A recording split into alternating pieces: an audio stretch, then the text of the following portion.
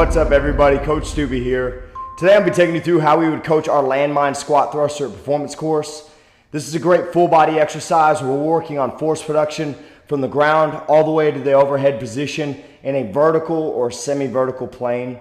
This can be accomplished with light loads where we're working on dynamic intent and we just want to be able to move the bar as fast as we can.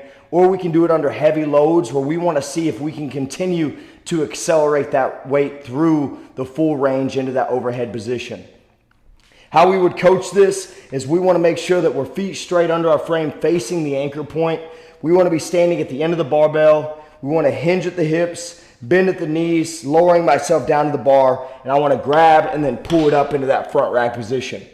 Coaching from the ground up, you can notice my heels are off the ground. We want to maintain a good, rigid ankle and foot through the entire movement. And the same emphasis goes here as you would in any other horizontal projection or acceleration, where when we produce that force, we don't want to see what we call energy leak, where our heels are dropping out from under us. Same thing is going through the acceleration, right? If we're producing force, we don't want to see heel dropping because then that's force production loss. So we want to maintain a good, rigid ankle and foot through the entire movement.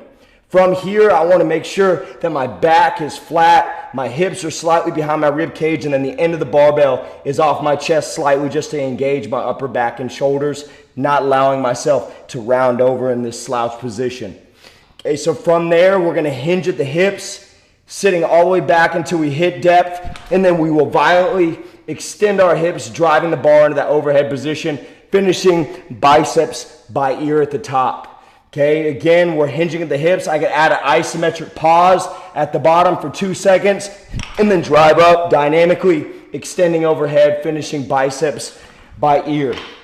If you have a landmine attachment, obviously you can use that. Makes it even easier where we can get a wider grip with our hands in a neutral position.